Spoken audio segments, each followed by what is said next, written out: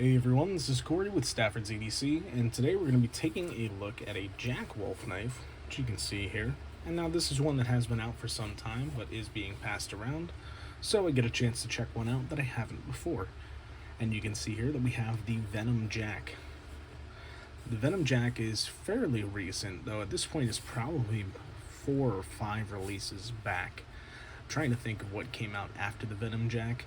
I know that we had the Big Bro, I believe the Javelina came out after this, and I know the brand new Gunslinger is coming out next. So that might be it that has come out since this one. So maybe this is 4 back now, but it could be 5 if I'm not thinking of something. I do want to apologize for the fan noise in the background. We are approaching hot as balls season, so there is going to be fans on for these over top, like tabletop videos. So I apologize, but just going to be, is what it is, so to speak. It never directly points this way, so it's not going to be crazy loud, but you will hear it in the background. You can see natural micarta on this. You know, this is prior to the S90 V-Switch. There was also the low drag that came out after this.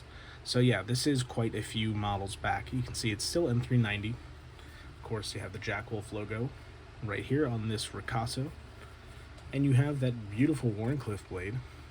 Now this is one that I passed on just because the style wasn't necessarily my thing, and I don't think I had the 275 bucks laying around at the time. But this is absolutely the one I would have gone with. And you guys know I love natural micarta, the blasted titanium with it. It's just a perfect combo. Now Wharncliffes aren't super into my taste either. I do miss my laid back jack. That's what it was called. The original swayback, which had a very similar blade to this, though it was smaller, about I don't know, maybe 75-80% of this size. And obviously it was a swayback, opposed to this pattern here, which is very reminiscent of like a trapper, kind of a little more flared out at the bottom. It almost reminds me of like a Lanny's clip that stayed skinny, or like a back pocket that doesn't have the hump in the middle. For those familiar with other patterns of traditional knives, you'll probably understand kind of what I'm getting at. But it's got this little butt on the end. It's like a funky Zulu handle. Yeah, I don't really know how to explain it, but it is pretty comfortable. You know, you kind of lock right in on it. You can hold it a little further down, and it's no problem in the hand whatsoever. Of course, slip joints having no pocket clips tend to be very, very ergonomic, and this, of course, is as well. Now what you do get out of this this hollow ground flat blade here is that because you have a Wharncliffe and this nice swedge that goes probably like 80% of the way across the blade, you're not dealing with full thickness except for this very small portion right here, and that hollow grind gets so damn thin. It's like paper thin behind the edge here, and that tip is extremely fine. I'm not sure I'll be able to show off just how thin that tip is, but it is very, very fine. And this cuts extremely well. I've kept the use really minimum on this, as this is being passed around and then given away to one of the pass-around people to keep. So I don't want to mark this up too much or anything, because it is going to be someone else's at some point, unless I happen to win it, which would be cool. But, you know, I would hope that rather myself, who owns 2 Jack Wolf knives currently, it go to somebody who does not own one, but nevertheless would be neat to win this. But all in all, you know, it's a Jack Wolf. You guys kind of know the drill, and if you've never seen one of these before, and this is your first introduction to a Jack Wolf knife, these are the best production slip joints that you can buy that are made with modern materials and OEM'd in a modern facility. I say that with those caveats because there are US producers of slip joints. I just have to dig one out here, like Great Eastern Cutlery. This is a Great Eastern Cutlery 86, I believe, 85.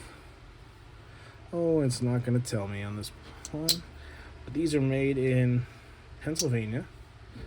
This is the 85 patterns. This is a cap lifter, and it's a bullet end jack. And these have pinned construction, fluted bolsters, Not always fluted, but you typically have bolsters that are polished with pin construction and 1095 carbon steel or some other kind of stainless possibly, but typically 1095. So you have a traditional style traditional, and then you have a modern traditional. Screw together construction, modern materials being M390, now S90V on the newer models. So that is something to keep in mind. But yeah, these are excellent.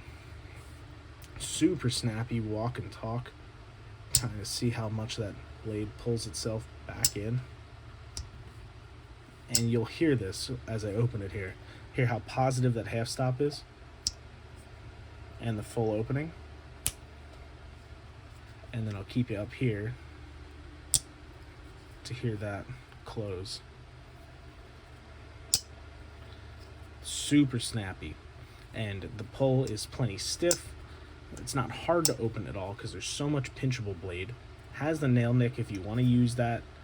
I personally find nail nicks kind of uncomfortable. I bite my nails too, but I've been keeping this nail longer than normal for me. But I pinch these open, and they're such great knives. They cut super well. The action on them for a slip joint is perfect. Got that super firm, authoritative half stop, which I love, and they snap shut, and they are dead centered, super thin. It's everything I love about a really good modern knife in a very traditional package. Now, as I said, I own multiple Jack Wolf knives, so this is the pass around knife here, the Venom Jack. And just real quickly, I do want to show off the other two that I have. This one that I have here is in a Northwoods leather slip, and I actually bought this off of Troy. This is the very first model that was released by Jack Wolf. This is the Sharpshooter Jack.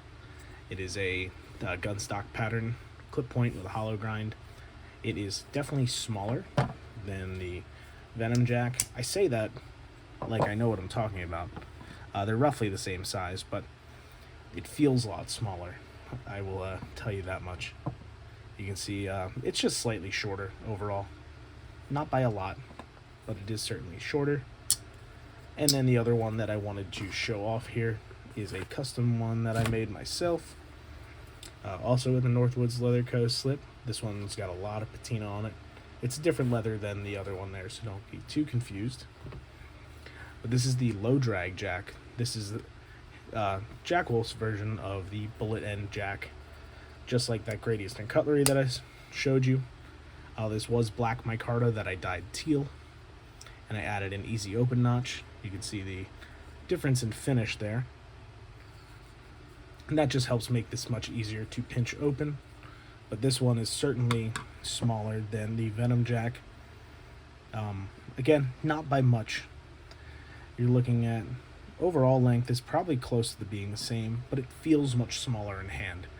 Now, if you don't like a slip joint because they feel small in your hands, you can only get 3 fingers on, whatever, then the Venom is one of those that it's probably going to work for hands that are larger, especially if you don't like that kind of minimal purchase kind of thing.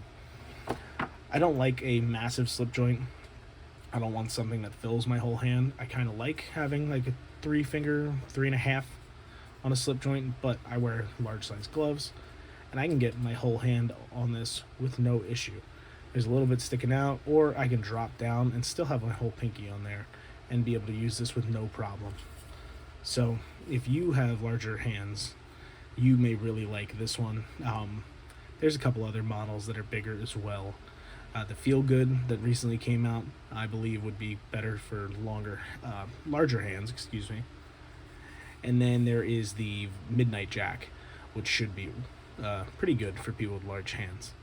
But I've been rambling a lot to say that Jack Wolf knives are great, and the Venom Jack is very good as well.